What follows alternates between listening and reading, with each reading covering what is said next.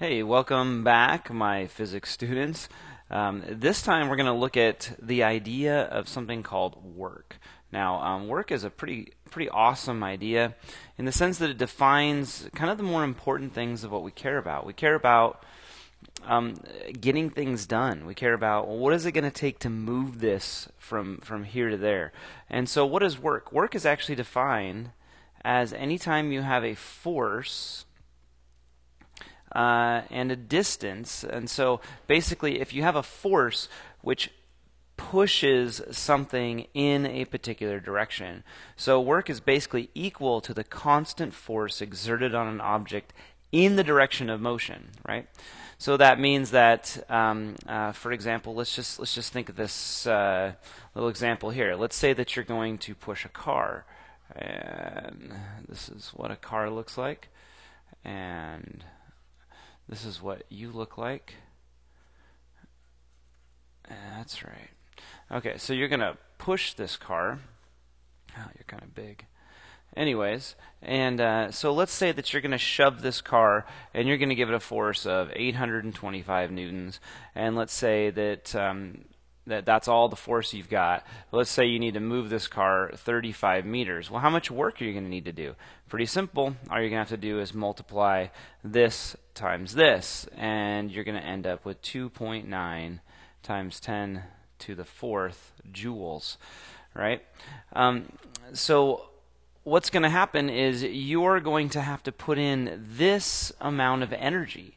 So in order to do any sort of work, an input of energy has to happen. And anytime an input of energy happens, things move. The amount of distance changes. And so your force has to be perpendicular, parallel to the movement force. So if you were to say, instead of pushing the car this way, if you were to say push all your weight straight down, what would that do? Well, that wouldn't do anything. It wouldn't move your car anywhere nearer to your 35-meter point. And so a force that is perpendicular to the direction of motion is not work, because it would equal zero, because this would equal zero. So work is only defined as a force that is parallel to the direction or in the direction of motion and distance. And so work then also is an input of energy. So an energy has to be input, and so work is measured in energy. It's measured in joules. And so there has to be a change in kinetic energy, right? This car had pretty much zero kinetic energy to begin with because it was at rest, and then you added your work, and so then there was kinetic energy, and so because there was kinetic energy, it moved a distance of 35 meters. Now this is really important too when we talk about things like temperature, right? What are we talking about when we say temperature? We're actually talking about the kinetic energy of the gas particles, the average kinetic energy of the gas particles moving around. So if I add energy to those gas particles, if I heat them up, I'm going to add work to those gas particles, and what's going to happen is they're going to move faster, therefore elevating my temperature. If I remove some of that kinetic energy, if I take it down, my temperature is going to lower because my average kinetic energy is going to lower. I'm going to remove some of that kinetic energy. So work is the idea of adding energy to a system which is going to cause a force to move something in a certain direction. So if it doesn't move in the direction that the force is applied, there is no work. And so you could be putting energy into it but not get any work out of it if you don't move it in the direction of the force that you apply. It's something that we always measure and we always look at. It becomes very, very important. Another idea is how long it takes you to do this. We have the idea of power, right? And power is basically how much work can you do in a certain amount of time. If I was to push this car 35 meters in 2 seconds, right? Or let's say it took me 2 minutes. Which one is going to take more power? Well, we all could imagine that 2 seconds is going to take way more power than pushing this car in 2 minutes, because the amount of time it takes you to do the work equals power. And so power is a measure of energy per time, and so you're going to need more energy to lessen the amount of time it takes to do the same amount of work. And so we talk about power all the time, and so if we need more power, it's because it's simply going to take too long to do the amount of work that we need to do. So we measure power with electricity, we measure power with cars. Pretty much any machine or device that we use has the idea of power, has the idea of work, has the idea of force causing something to move in a direction. So this is all around work, and work is this big idea that just sort of defines almost everything we do. And so we get real clever with our work, and we make machines that make work easier.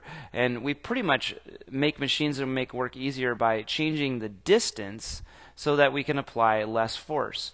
For example, when you have a bottle, right, and it's got a cap on the top, you're going to take and you're going to put, let's see if I could draw one of these little things.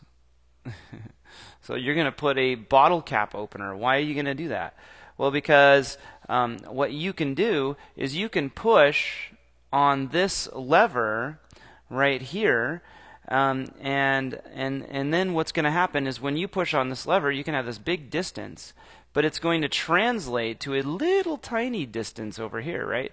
So if you put this force times distance here, you have this big, huge distance, little force, but it's going to be also on the other end, and on the other end, you're going to have this little tiny distance and big force, right? Because they're going to be equal to each other.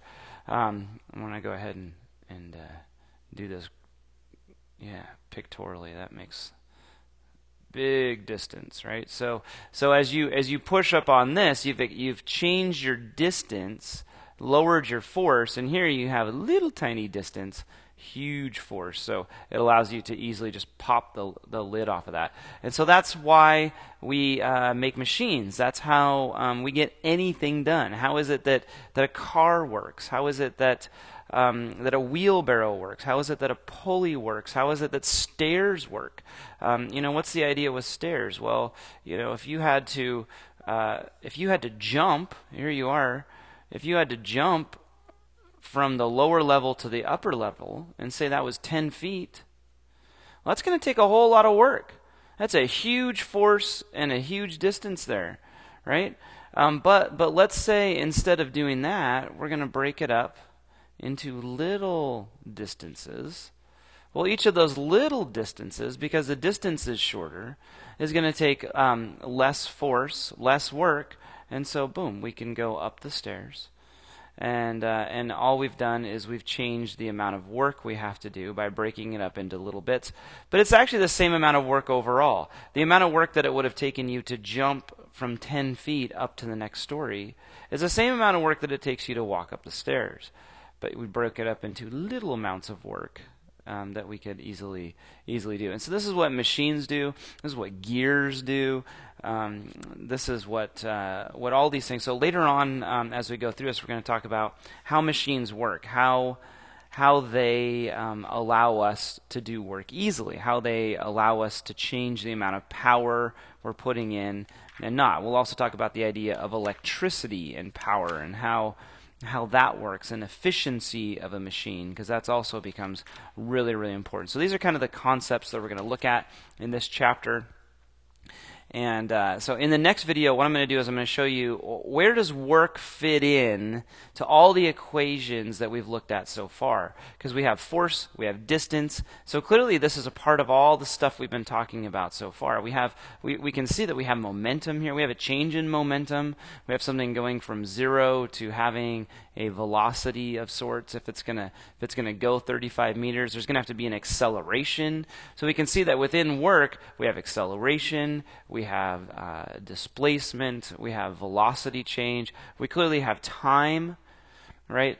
All of the factors of all the things we've been working in with physics so far are a part of work. So what we want to do is we want to show how does that fit in to everything we've looked at so far. So we're going to sort of step back in time, look at some of the original equations we had where we defined just distance as a result of velocity and acceleration as a result of velocity change, and go ahead and find where work fits in there. And then also a very, very important part is kinetic energy, because kinetic energy is energy is like the force behind all of this, right? Because what is going to create the potential for it to be able to go? It's going to have an input of energy. And so how does energy now fit into all the things we've been talking about so far? So we're going to do that in the next video, so stay tuned to that one.